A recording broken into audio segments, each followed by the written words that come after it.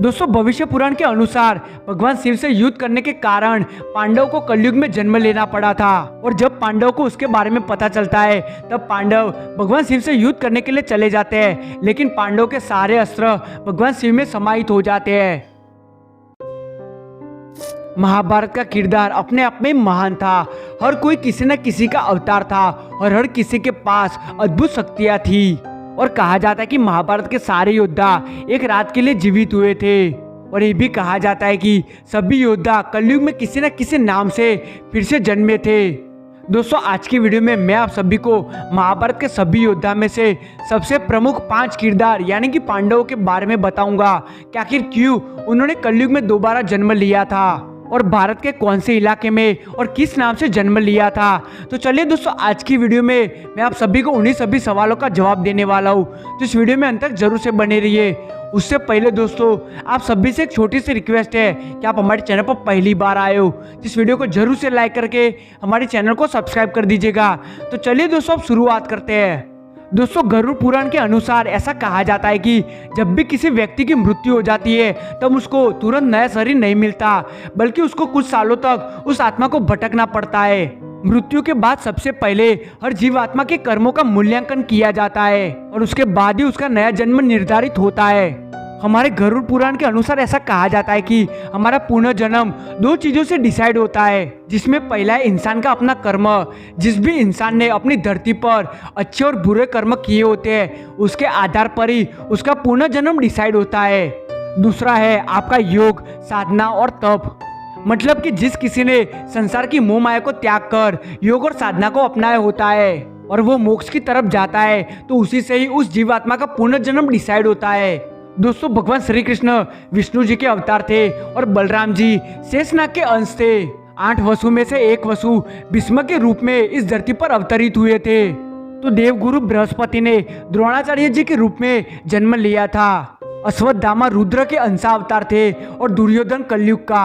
और दुर्योधन के 100 भाई पुलत वंश के राक्षस के अंश थे। तो सूर्यदेव के पुत्र कर्ण थे, तो इंद्रदेव के पुत्र अर्जुन थे। पवन के पुत्र भीम तो धर्मराज के पुत्र युधिष्ठिर थे और अश्विनी कुमार के पुत्र नकुल और सहदेव थे।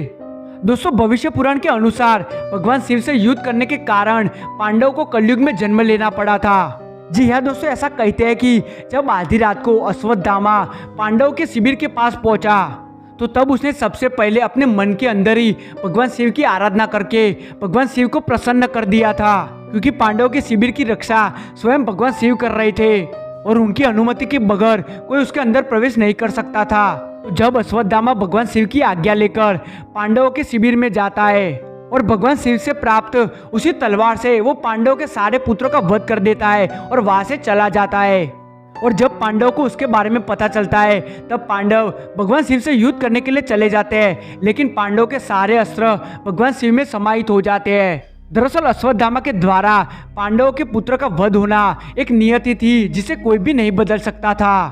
तो तब भगवान श्री कृष्ण गुस्से में आकर बोलते हैं कि तुम सभी इस जन्म में श्री कृष्ण के उपासक हो, लेकिन इसलिए तुमको इस जन्म में इस अपराध का फल नहीं मिलेगा, लेकिन तुमको कलयुग में वापिस से जन्म लेना पड़ेगा और अपने कर्मों का फल को भोगना पड़ेगा। खैर उसके बाद पांडव बहुत ज्यादा दुखी हो जाते हैं और इसके बाद वो श्री कृष्ण के पास पहुंचते हैं। तो तब भगवान श्री कृष्ण बोलते हैं कि तुमको तुम्हारे कर्मों का फल को भुगतना ही पड़ेगा। तो बाद में कलयुग की शुरुआत में युधिष्ठिर का जन्म वत्सर राजा के पुत्र के रूप में होता है और उस टाइम पर उनका नाम मलखान था। उसके बाद भीम का जन्म वीरान के नाम से होता है जो बनारस का राजा था। और अर्जुन का जन्म पल्लोक राजा के वहां पर होता है और जहां पर अर्जुन का नाम ब्रह्मानंद था। और नकुल का जन्म राजा रत्नबानु के वहां पर होता है और उस टाइम पर नकुल का नाम लक्ष्मण था। और सहदेव का जन्म भीम सिंह के रूप में होता है। और दोस्तों ये सारी बातें हमारे भविष्य पुराण में आज भी लिखी हुई है। तो दोस्तों मैं उम्मीद करता हूँ कि आपको इस वीडियो से जरूर से कुछ नया जानने को मिला होगा। अगर मिला है तो इस वीडियो को जरूर से लाइक करके हमारे चैनल को सब्सक्राइब कर दीजिएगा। तो चलिए दोस्तों मिलते हैं एक और नई कमाल की हैरान कर देने वाली वीडियो के साथ। तब तक के लिए बने रहे हमारे साथ। जय हिंद, जय भारत।